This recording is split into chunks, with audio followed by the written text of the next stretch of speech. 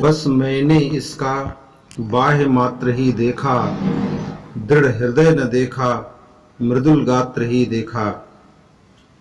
कैकेयी राम के सम्मुख अपना स्पष्टीकरण देती हुई कहती है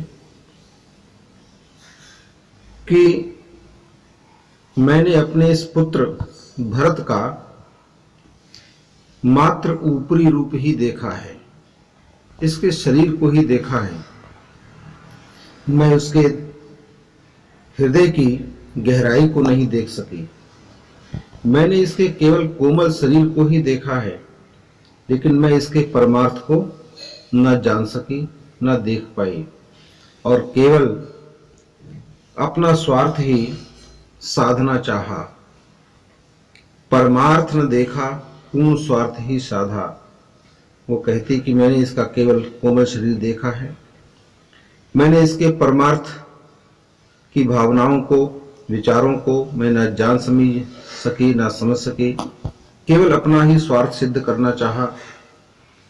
इस कारण ही तो हाय आज ये बाधा, और इसी कारण आज मेरा जीवन बाधाग्रस्त हो गया है। युग युग तक चलती रहे कठोर कहानी, रघुकुल में भी थी एक अभागन रानी। निज जन्म जन्म से सुने जीव एह मेरा, धिक्कार उसे था महास्वार्थ ने घेरा। युग युग तक संसार में यही कहानी चलती रहेगी कि रघुकुल में एक अभागन रानी थी, जिसने अपने ही हाथों अपना सारा संसार नष्ट कर लिया था, जिसका एक बड़ा आज्ञाकारी गुणवान पुत्र था, लेकिन उसके अपने खुद के कृत्यों के द्वारा वह पुत्र उससे अलग हो गया था। इस प्रकार की एक कठोर कहानी लोग युगों तक कहेंगे, सुनेंगे और मुझको धिक्कारेंगे। निज जन्म जन्म से मैं सुने जीव ए मेरा, प्रत्येक जन्म में अर्थात जन्म जन्मांतर तक मेरी एक कहानी लोग कहेंगे, सुनेंगे और मुझको धिक्कारेंगे कि धिक्कार है उस रानी कैकेयी को जिसे महास्वार्थ ने घेर लिया था। इन पंक्तियों में कैकेयी का पश्चाताप कवि ने चित्रित किया है और उसे अपने ऊपर लगने वाले कलंक और पुत्र की प्रवृत्ति को न पहचान पाने का दुख भी व्याकुल कर रहा है। 100 बार धन्य वह एक लाल की माई, जिस जननी ने है जना भरत सा भाई। कैकेयी के पश्चाताप भरे कथन को सुनकर के राम उसका खंडन करते हुए कहते हैं कि जिस माता ने भरत जैसे अद्वितीय रत्न को जन्म दिया, वह 100 बार धन्यवाद देने की योग्य है। राम के इस वचन को सुनते ही उनके साथ वहां उपस्थित जन समुदाय पागलों की भांति चिल्ला उठा कि पागल सी प्रभु के साथ सभा चिल्लाई, 100 बार धन्य वह एक लाल की माई। कि वह जन समुदाय भी पागलों की भांति चिल्ला उठा कि सचमुच वह माता धन्य है जिसने भरत जैसे भाई को जन्म दिया है। तो आगे कैकेयी फिर कहती है कि वह भरत की दशा पर दया करें और वन से वापस चलें।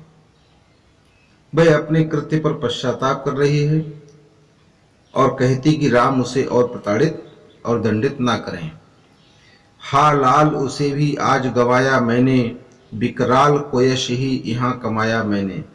कैकेयी कहती है कि हे राम, मैंने तो आज अपने उस पुत्र भरत को भी खो दिया है, जिसके लिए मैंने ऐसा दुष्कर्म किया। उस पुत्र को खोकर भी मैंने भयंकर रूप से अपयश को ही प्राप्त किया है।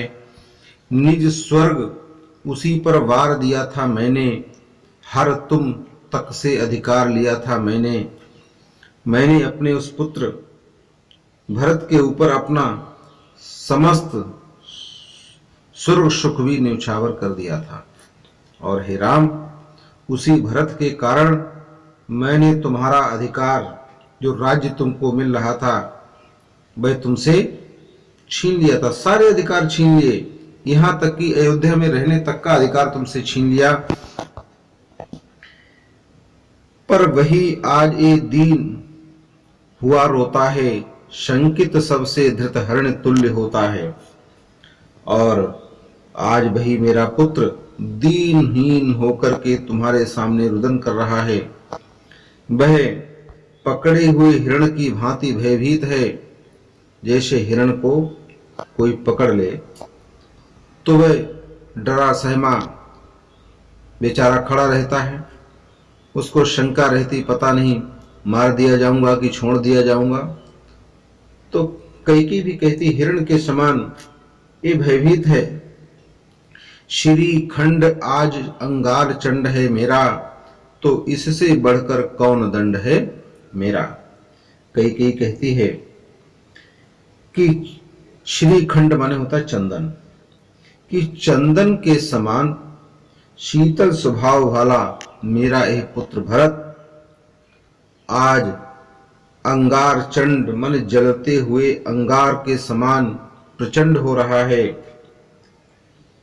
अर्थात जिसका मन इतना सदैव शांत शीतल रहा करता था, आज उसके मन में आग की आंधियां उमड़ रही हैं। तो इसकी इस दशा को देखकर क्या मुझे कष्ट नहीं होता होगा।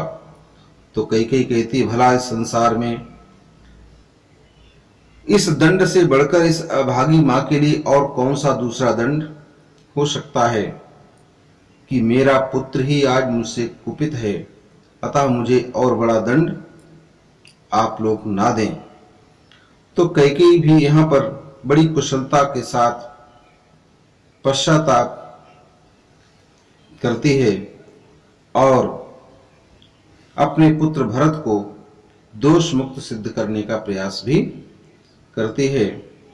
प्रबंध शैली है, भाषा शुद्ध साहित्यिक खड़ी बोली है, उपमान प्रास इत्यादि अलंकार हैं।